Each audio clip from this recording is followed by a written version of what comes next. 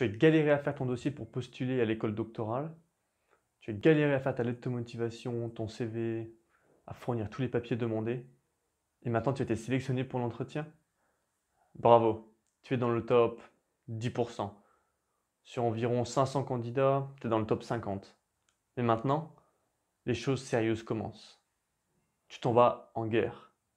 Ça va être compliqué, donc tu dois te préparer correctement. Sinon, ça va être un massacre. Tu vas devoir démontrer que tu es compétent autant au niveau scientifique que personnel.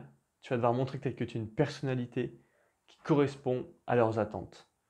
Donc prépare-toi bien. Ce n'est pas facile, la compétition est rude et tout est permis. Donc prépare-toi correctement. Et pour te préparer correctement, dans cette vidéo, je vais te donner 10 clés pour y arriver.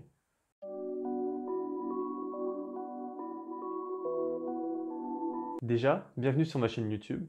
Pour ceux qui ne me connaissent pas, je m'appelle Cyprien. Je viens de commencer mon doctorat dans le domaine des neurosciences aux Pays-Bas et je fais cette chaîne pour partager mon expérience et donner les conseils que j'apprends et que j'applique au cours de mon parcours. Et en ce moment, j'ai un petit défi personnel, c'est d'essayer d'atteindre 1000 abonnés avant fin décembre. Donc abonne-toi, ça me fera super plaisir. Donc déjà, pourquoi est-ce que je pense pouvoir parler et partager mes conseils sur comment réussir un entretien?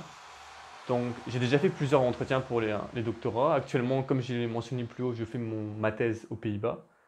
Et j'ai fait plusieurs entretiens en France aussi, notamment à l'université de Bordeaux.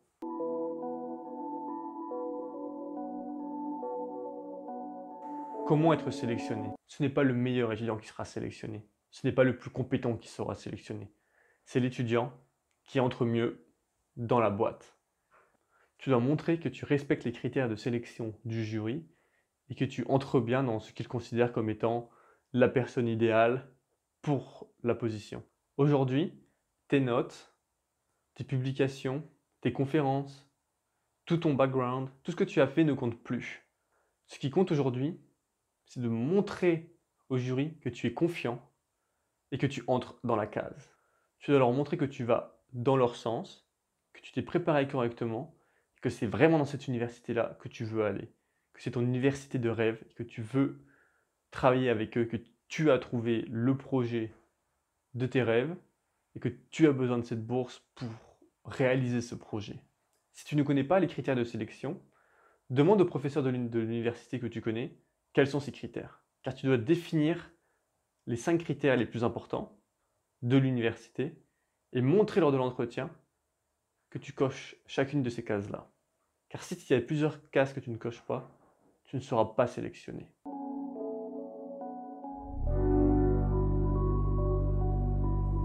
Comment se préparer aux questions? Donc là, ça va dépendre beaucoup du pays. Si tu es en Allemagne ou aux Pays-Bas, ou les pays nordiques, ils vont avoir tendance à te poser des questions très générales ou des questions d'intérêt personnel, des choses qu'ils ont vues sur ton projet, sur ta candidature, qui les intéressent vraiment.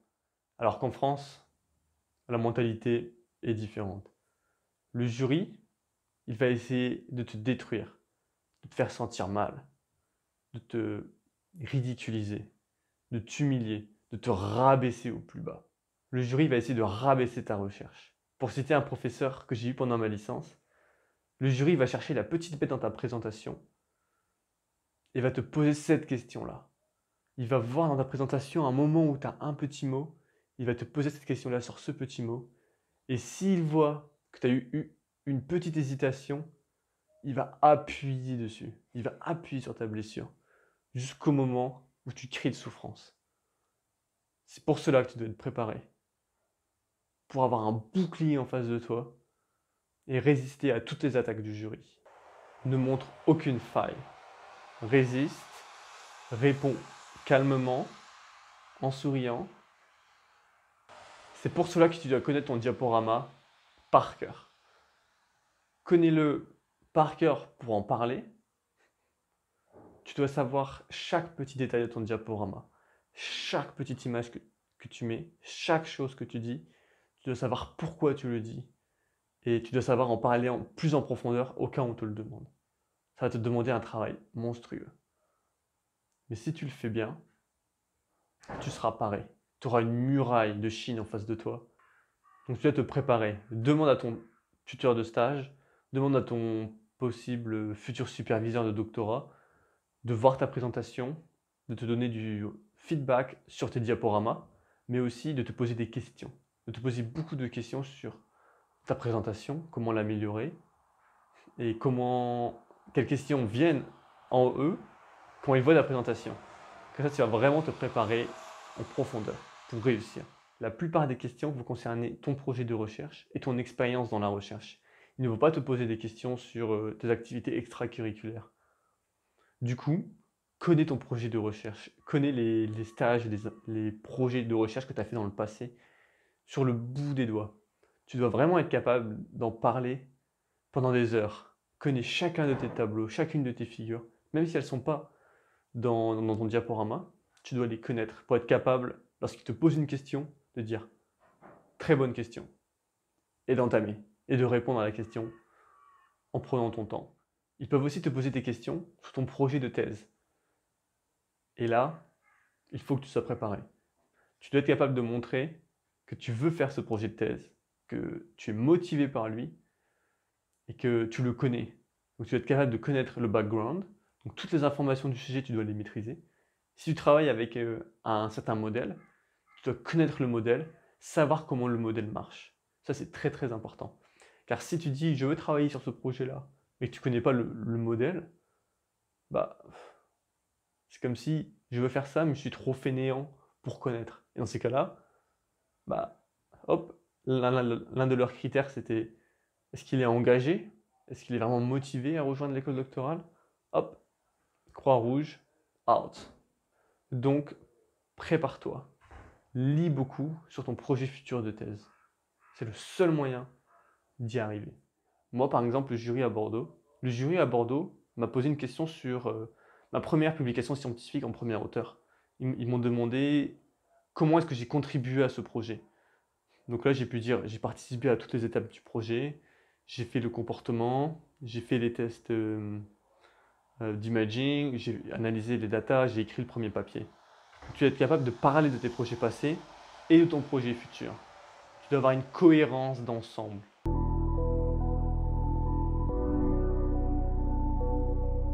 Quels sont les différents types d'entretiens? Donc renseigne-toi pour l'école doctorale, car même à Bordeaux, par exemple, j'ai passé 2 entretiens pour 2 bourses et les prérequis n'étaient pas les mêmes. Ils ne me demandaient pas de présenter la même chose. L'une des écoles me demandait de me présenter et de présenter 3 projets de thèse potentiels dans une liste de sujets choisis. Et l'autre me demandait de présenter un projet fictif. Et ça, c'est monstrueux.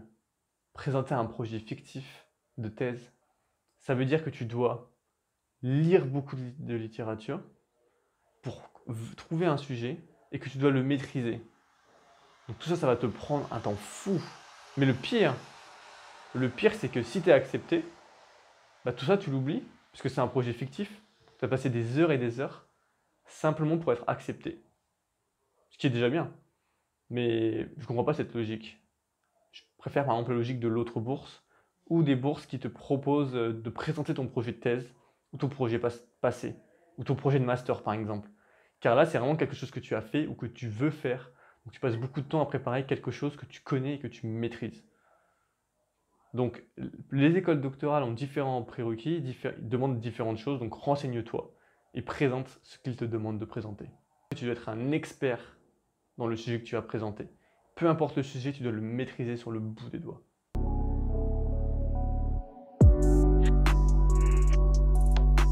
Comment préparer son diaporama et quel contenu y mettre? J'ai déjà fait une vidéo sur comment faire son diaporama pour présenter son projet de recherche. Donc je vais mettre le lien dans la description ou là-haut. Mais je vais quand même te donner 2-3 conseils. Donc fais des diaporamas très simples, un seul message par diaporama, enlève le texte, n'écris pas de phrases, mets des images. Et je voudrais te dire que durant cette présentation, essaye de dire autant de choses que possible sur ton expérience dans la recherche. Décris autant que possible tes projets de recherche. Décris le background et décris les expériences faites. Tu peux aller très rapidement dessus. Le jury est un expert, ils connaissent la recherche, donc tu peux parler rapidement. c'est un conseil que tu ne recevras jamais pour faire des conférences, des choses comme ça. Mais aujourd'hui, tu veux leur donner beaucoup d'informations. Tu veux les surcharger d'informations pour leur montrer tout ce que tu as fait. Ils vont être là. Waouh, cette personne a fait tout ça pendant son master. Donc surcharger d'informations. Dis-leur, j'ai fait ça, ça, ça, ça, ça. Hop, publication premier auteur. Puis j'ai refait un autre projet de cash mode durant lequel on a fait ça, ça, ça. Et tu montres et tu décris. Et là, le jury, il va tomber amoureux de toi. Ils vont juste te vouloir parce qu'ils vont se dire waouh, il a fait tout ça. En seulement 2 ans de master, il a fait 1 an et demi de stage. Ils vont juste être éblouis. Évite de répéter les choses plusieurs fois. Dis la chose une fois, mais en insistant correctement dessus. Pendant ta présentation, tu vas devoir parler de toi. Donc je te conseille de faire seulement 2-3 diapos maximum, où tu vas vraiment à l'essentiel, tu dis que les points clés de toi et de ce que tu as fait. Et donc pourquoi? Pourquoi ne pas s'étendre sur toi? Qu'est-ce que tu as fait, tout ça? Parce que c'est pas ce qui est important aujourd'hui. Aujourd'hui, ce qui est important, c'est que tu leur montres que tu as fait de la recherche et que tu as fait beaucoup de recherche. Si tu n'as pas fait beaucoup de recherche, étends-toi sur un projet. Montre comment ce projet a contribué à te faire devenir la personne que tu es aujourd'hui, un bon scientifique. Donc quand tu te présentes, seulement 2-3 diapos, va vraiment très rapidement sur ce point-là. Ils ont déjà vu ton dossier, ils ont déjà vu ton CV, donc ils te connaissent déjà.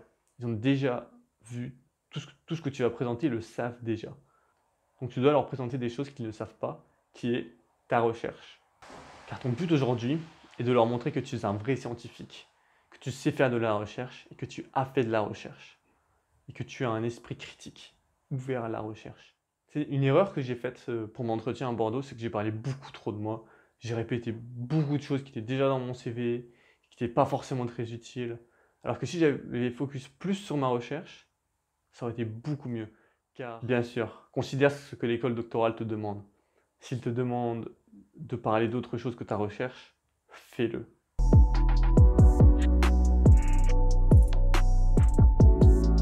Le dernier conseil que j'aimerais te donner, c'est de présenter en ayant confiance en toi. Et confiance en toi. Montre-leur que tu as confiance en toi. Donc tiens-toi droit, emmène les épaules en arrière et parle. Parle fort pour qu'ils te comprennent. J'ai fait une vidéo sur comment maîtriser l'art de présenter. Donc je te conseille d'aller la voir soit dans la description, soit là-haut. Donc si tu aimes bien le contenu de cette vidéo et tu veux me donner un petit coup de pouce, abonne-toi.